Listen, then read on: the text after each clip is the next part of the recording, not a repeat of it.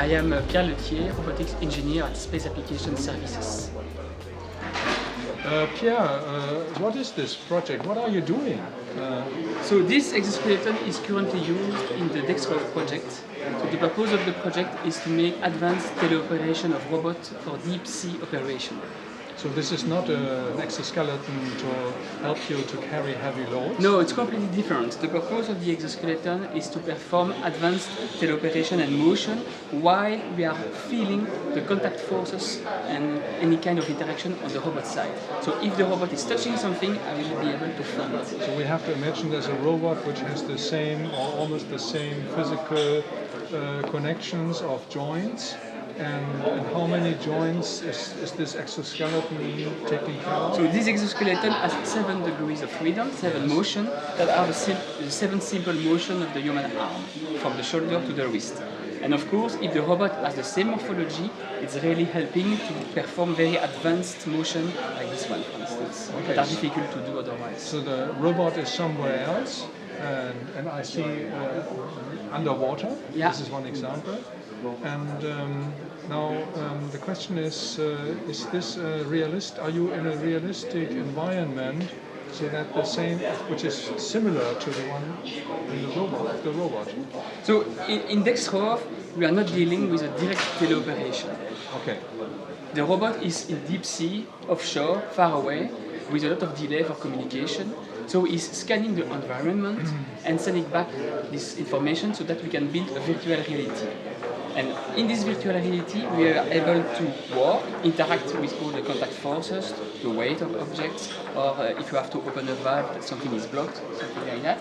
And you are then able to send back the commands afterwards to the robot to make the real operation. So the idea is that first you develop a storage, maybe a knowledge base, which includes all the motions necessary, but not necessarily directly commands the robot, but it is first stored.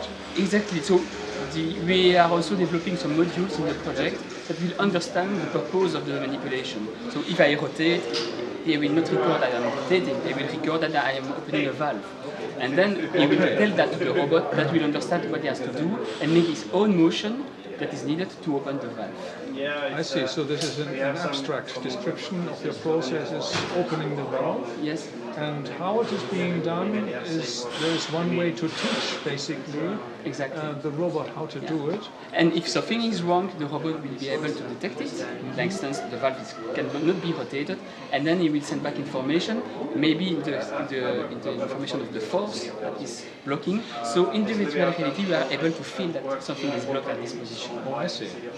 So, and how do you have a visual contact with the robot or with this virtual reality? I have to say. So yes, we are using. You can maybe take it. We are using this 3D head-mounted display. It is an Oculus, where we will be able to be completely immersed in 3D. So like if you are in real world, and you will be able to see our own arm inside the virtual reality and make directly the evaluation inside. When I move this, I can see basically now the virtual reality of an underwater scene. So this is a scene that is currently deployed to make the test during the development of the project. So it's a panel with different features like a valve, a handle, or something to grab.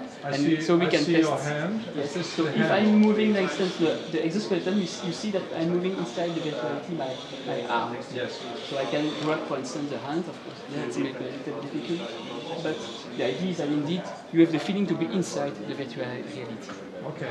And the head-mounted display is also tracking your head motion. So if you rotate your head, if you go in front or the back, everything will be recorded. So you are basically immersing into a virtual reality of the underwater scene. Yes. And you teach the robot. However, the robot may execute these commands much later? Or indeed, we can have several minutes of delay. I mean, we can also envisage future application for space, for instance, where we have 20 minutes up to Mars. We can really envisage to be able to perform operation through this panel. So, can you imagine how many types of motions or processes actually should be recorded in order to make the robot, for example, do something? That is not yet tested, so that will be the next phase where we are currently, this is an older exoskeleton that we are using to make the first part of the integration, Yes. but we are integrating the new generation for the project itself, and based on that we will be able to test and make this analysis of this recognition and advanced feature of detection. Yes, I see a lot of possible applications, not only underwater and not only at planetary Yeah. missions, but also in dangerous environments, for example. Yeah, this has been built for the Icarus European project Yes. some years ago that was dedicated to urban search and rescue activities. And we were dealing with the teleoperation of either small or bigger robot like excavator Yes. to support the activities of rescuer. on the Actually, field. it could be combined with this robot there, which is taking care of asbestos Yeah. removal. Yeah, indeed, it was clearly the same topic at that time. Yeah.